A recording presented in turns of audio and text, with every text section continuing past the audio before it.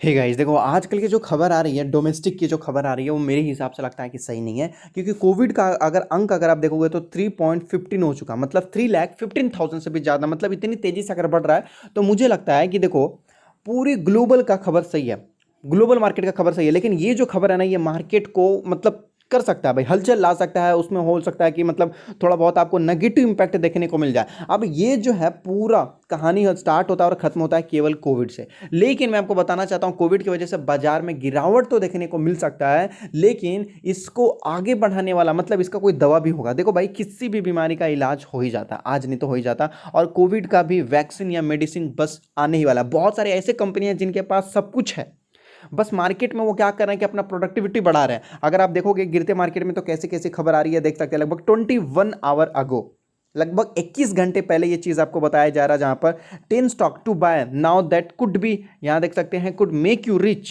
मतलब ये आपको अमीर बना सकते हैं, मतलब काफी अच्छा मुनाफा दे सकते हैं। ऐसे ऐसे स्टॉक आपको बताया जा रहा है। तो एक ऐसा ही स्टॉक मैं आपको बताने की कोशिश करूंगा जो गिरते मार्केट में भी, मतलब मैं आपको बताना चाहता हूं कि गिरेगा नहीं, वो स्टॉक अपने आप को संभालेगा। गिरता भी है तो थोड़ा बहुत नॉर्मल टाइप में, ऊपर नीचे, लेकिन ये आपको काफी अच्छा मुनाफा देने की कोशिश करेगा।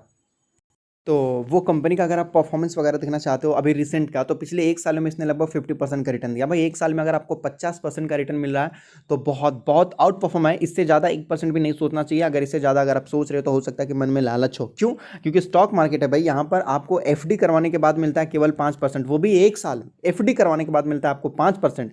और स्टॉक मार्केट में लॉस होने का चांसेस होता है 75%, और यहाँ पर आपको निकाल के दिया है 50%। तो भाई जो मिल रहा है बहुत सही है। और उसके बाद देखना चाहता हूँ 1 मंथ में, तो 1 मंथ में भी लगभग 20% का रिटर्न निकाल के दिया, काफी अच्छा। स्टॉक का नाम देख सकते हो, एस्ट्राजेनेका फार्मा इंडिया। सही है, ये दो है, एक बाहर में भी है, हमारे देश के बाहर में भी है, और ये हमारे देश में भी है। ये कंपनी अगर देखोगे तो इसके पास कोविड का इलाज है। और ये कंपनी जो है, मैं आपको बताना चाहता हूं, भारत जैसे देश को सपोर्ट भी कर रही है। हालांकि गवर्नमेंट ने भी बहुत ज़्यादा इसके ऊपर जो है बातचीत कर रखी है। और यस्टरडे गवर्नमेंट ने भी बोला कि फार्मा सेक्टर ऐसे हैं, फार्मा सेक्टर नहीं, फार्मा कंपनियों को बताया गया कि ऐसे हैं, वो काफ़ी ज़्यादा आपको मतलब कि ये दे रहे हैं, कोविड से आपको बचाने के लिए, मतलब आगे आ रहे हैं। अब आगे आ रहे हैं तो भाई इनको भी तो प्रॉफिट होगा, क्योंकि भाई ये गवर्नमेंट थोड़ी है, ये प्राइवेट है। ये प्राइवेट के लिए ज़्यादातर काम कर रहे हैं, देख सकते हैं, हेल्थ केयर के लिए काम कर रहे हैं। काफ़ी अच्छा ये मुनाफा देते हुए शेयर आगे बढ़ रहा है।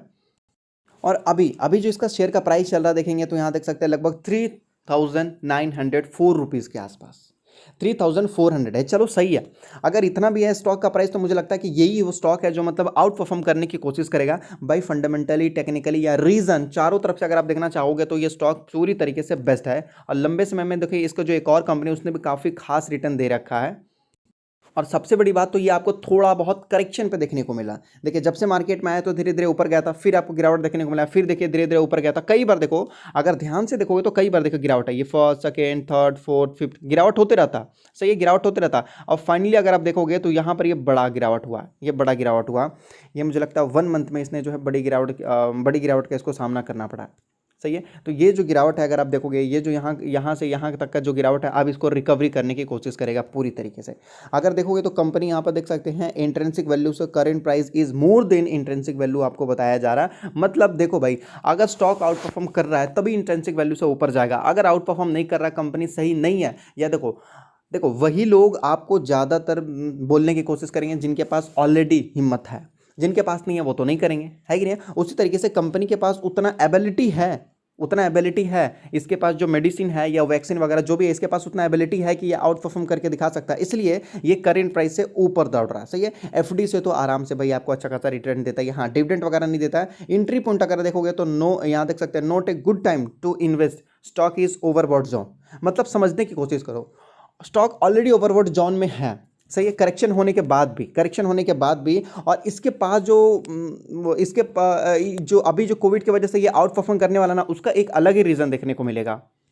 और इसके ऊपर कोई रेड फ्लैग नहीं है। मतलब एएसएम, जीएसएम, अगर मान लीजिए स्टॉक काफ़ी ज़्यादा, हद से ज़्यादा अगर भागता है भाई, हद से ज़्यादा, तो सेबी क्या करेगी, इसको अपने अंडर में ले लेगी। और उसके बाद देखेगी, जांच पड़ताल करेगी, देखिए भाई कंपनी में कुछ प्रॉब्लम तो नहीं है, कोई ऑपरेट तो नहीं कर रहा, या प्रमोटर का कोई चाल तो नहीं है, ये सारी जांच करती है। उसके बाद यहाँ पर ये सेबी की तरफ से ये खबर आती है यहाँ पर। और एक अच्छी बात मैं आपको बता देता हूँ, ये जो आप देख रहे हो ना, जितने भी पेयर वगैरह हैं, कंपटीशन वगैरह यहाँ पर आपको बताया जा रहा है, मतलब अगर आप कंपटीशन वगैरह देखते हो तो सभी जितने भी फार्मा कंपनी है वो आउट परफॉर्म किए होंगे। देखो अब जैसे कि आईटी कंपनी की बात कर लेते हैं। अब आईटी कंपनी का क्या होता है, कॉम्पिटिटर होता है, पेयर कंपैरिजन होता है। सही है, इसमें होगा क्या कि देखो मान लेते हैं अगर टीसीएस ने काफ़ी अच्छा आउट परफॉर्म किया तो भाई विप्रो भी करेगा, इन्फोसिस भी करेगा, एचसीएल भी करेगा। तो ये क्या है, एक दूसरे के कॉम्पिटिटर हैं एक दूसरे के। उसी तरीके से इनके कॉम्पिटिटर देखो किस तरीके से मुनाफा दे रहे हैं। तो लगभग देखोगे सन फार्मा ने लगभग देख सकते हैं 36% का रिटर्न दिया है 1 ईयर में। डॉक्टर रेड्डी ने 34% का रिटर्न दिया। सिप्ला अगर देखोगे तो सिप्ला तो भाई वन ऑफ द मल्टी बगल स्टॉक आपको देखने को मिलेगा, 62% का रिटर्न दिया। अरविंदो ने देख सकते हैं लगभग 82% का रिटर्न दिया। कैडिला हेल्थ केयर ने भी 62% का रिटर्न दिया। इससे हमें यह पता चलता है कि फार्मा जो सेक्टर है वो थोड़ा आउट परफॉर्म करते हुए चल रहा। देखो अगर एक कंपनी प्रॉफिट दे रही है सही है, दो दे रही है सही है, पूरे पूरे इसका जितने भी कॉम्पिटिटर है सभी प्रॉफिट दे रही है, तो मैं आपको बोलूंगा कुछ तो अच्छा होगा।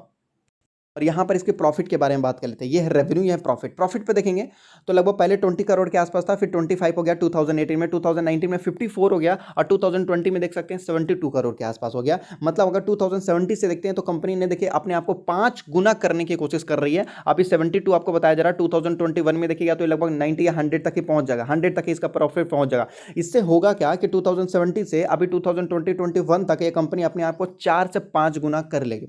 सोच लो, मतलब ये केवल इसका प्रॉफिट बताया जा रहा। अब देखो भाई प्रॉफिट बढ़ेगी तो कंपनी का शेयर का प्राइस बढ़ेगा, शेयर का प्राइस बढ़ेगा तो आपको भी बेनिफिट देखने को मिलेगा। सिंपल है ना, यहां पर देख ही सकते हैं प्रॉफिट आपके सामने नजर आ रहा है भाई, और कंपनी में प्रॉफिट है मतलब अच्छा है। प्रमोटर्स के पास 75% का माल है। सेबी के हिसाब से आप जितना खरीदना चाहते हो वो 75% ही है, इससे ज़्यादा नहीं खरीद सकते आप। और कंपनी के पास 75% है।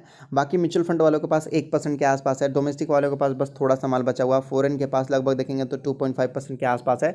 मतलब काफ़ी अच्छा प्रमोटर्स के पास है। इससे ये पता चलता है कि प्रमोटर्स को बिलीव है कि मेरी कंपनी आउट परफॉर्म करके दिखा सकती है, इस वजह से इन्होंने यहाँ पर बड़ा माल खरीद रखा है। और ये जो शेयर का प्राइस आपको देखने को मिला ये लगभग 3000 का है। एक 7 to 8000 वाला है, आप उसको मत खरीद लीजिएगा। देखो ये आपको देखने को मिला लगभग कितने 3900 के आसपास। देखो आप इसको मत खरीद लीजिएगा, ये भी यहाँ 7630 रुपीज़ के आसपास देखने को मिला। इसको मत खरीद लीजिएगा बाई मिस्टेक, नहीं तो फिर बोलेंगे भाई थोड़ा कन्फ्यूजन हो जाता है कहीं पर भी। तो ये भी देखो तो ये भी लंबे समय में आउट परफॉर्म ही कर दिखाया। अच्छे स्टॉक अच्छे ही रहते हैं कभी भी, सही है। तो हमारे इंडिया वाला जो थे जो NSE BSE में था वो बताया, ये NSE BSE में नहीं है, जो कि ऑक्सफोर्ड से है।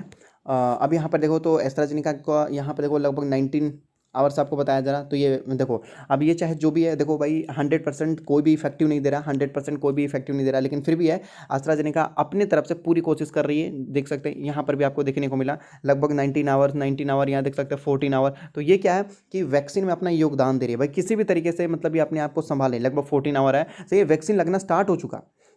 यहाँ पर देखोगे तो आपको बताया जा रहा वैक्सीनेशन होना स्टार्ट हो गया। तो ये एस्ट्राजेनेका कर रही है भाई, तो अगर ये कर रही है तो इसको भी तो बेनिफिट देखने को मिलेगा। इस वजह से हम ये स्टॉक को चूज कर रहे हैं, क्योंकि कोविड बढ़ता जा रहा है और कोविड को मारने वाली यही कंपनी है। तो इससे होगा क्या कि भाई हमें मतलब प्रॉब्लम देखने को नहीं मिलेगी, उतना डर देखने को नहीं मिलेगी, है कि नहीं है। तो इस वजह से ये कंपनी के ऊपर ध्यान दे सकते हो। और वैसे भी अगर आप लंबे समय के लिए देखो तो कोई प्रॉब्लम नहीं है। फिर भी अगर कल को कोविड खत्म हो जाता है तो ये स्टॉक धीरे धीरे चलना स्टार्ट करेगा। लेकिन कोविड अभी बहुत बड़ी परेशानी है भाई, बहुत तेजी से भी बढ़ रहा है, इसलिए वैक्सीनेशन को भी कई गुना तेज बढ़ाना पड़ेगा। प्रधानमंत्री जी ने भी बताया है कि जो इनका प्रोडक्टिविटी है, मतलब जो प्रोडक्शन है, इसको कई गुना बढ़ाना पड़ेगा, तब जाके जो है एक एक कंपनियों को मैं आपको बता दूं तो लगभग 13 करोड़ डोज का ऑर्डर मिला है, 14 करोड़ 15 करोड़ डोज का ऑर्डर मिला है, 10 करोड़ डोज का ऑर्डर मिला है भाई। ये इतने सोच लो 10 करोड़, ये केवल नंबर ऑफ डोज है। अगर एक डोज पे अगर 1 रुपया का भी बेनिफिट लिया जाएगा तो आप सोच लो।